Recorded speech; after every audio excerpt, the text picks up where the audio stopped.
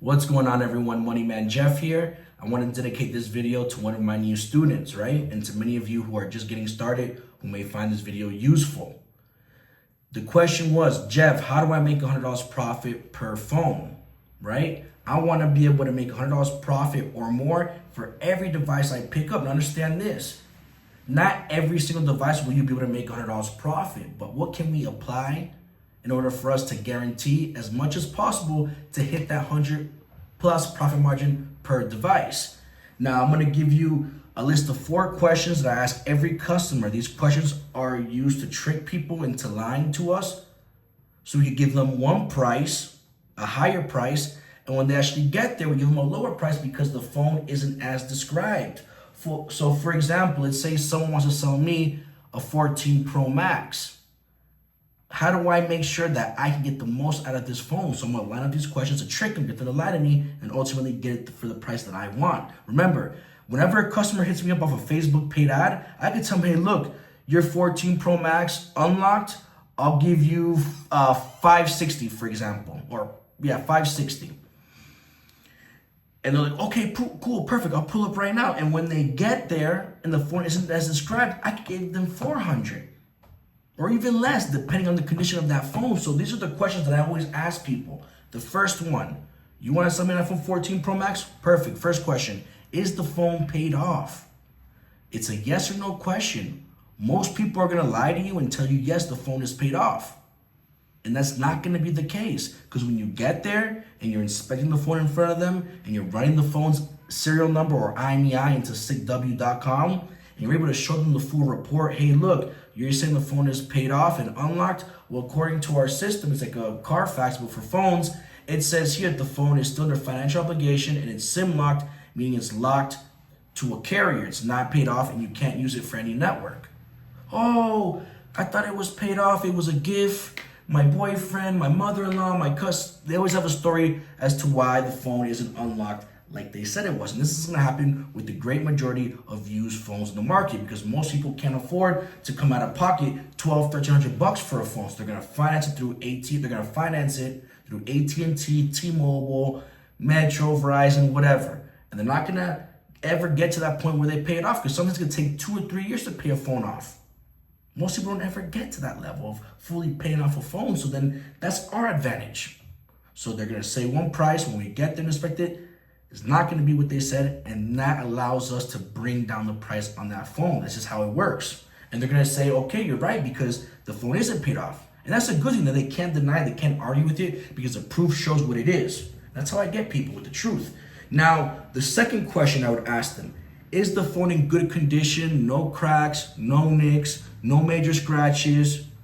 And they're going to tell me either yes or no. And most of the time, people will lie to you. It's unbelievable. For those of you who are in the game, you know what I'm talking about. And for those of you who are just getting started, you're going to start realizing how annoying it is when they act dumb, when they say it's one thing and it's not what they say it is. But then, hey, don't get stressed out all the way, because there's going to be room for you to make money off of their deceit, them trying to play you, or them not paying attention. Remember, them not paying attention.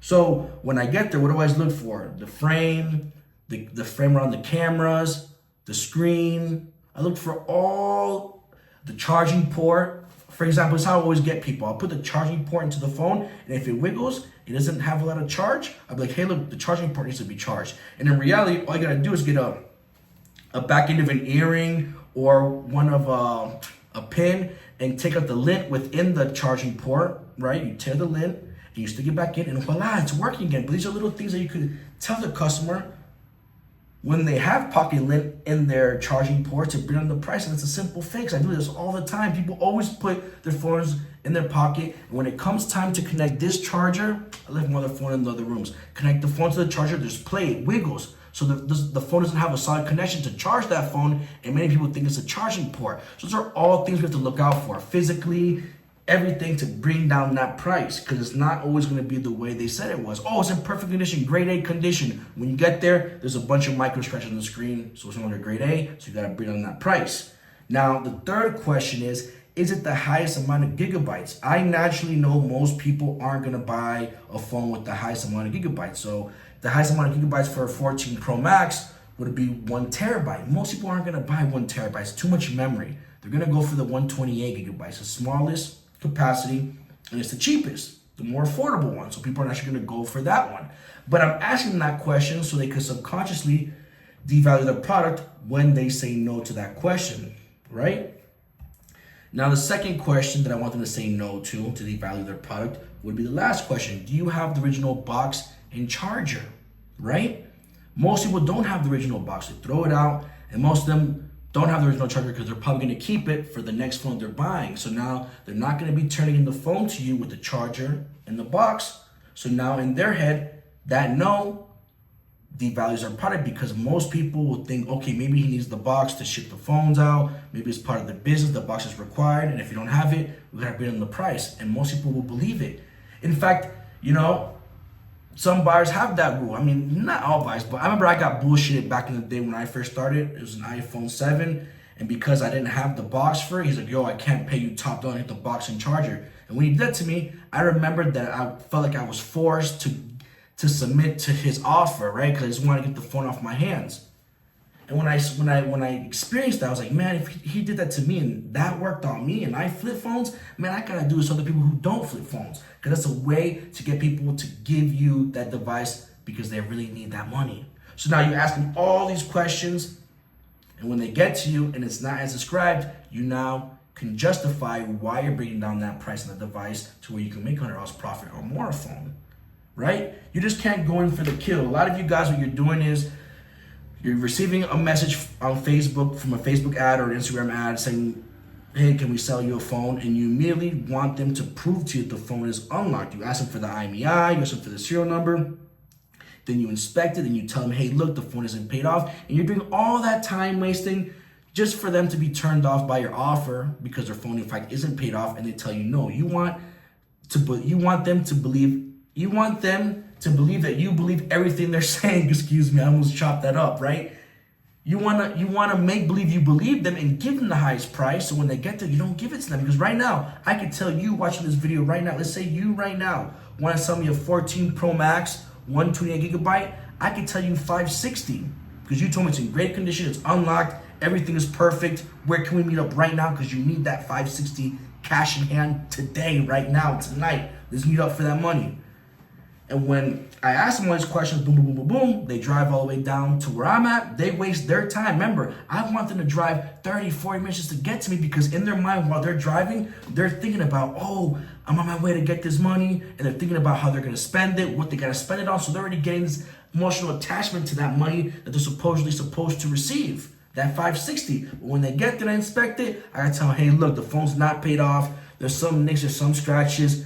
Look, realistically speaking, the most I can give you is $300. The phone is locked. What am I going to do with the locked phone?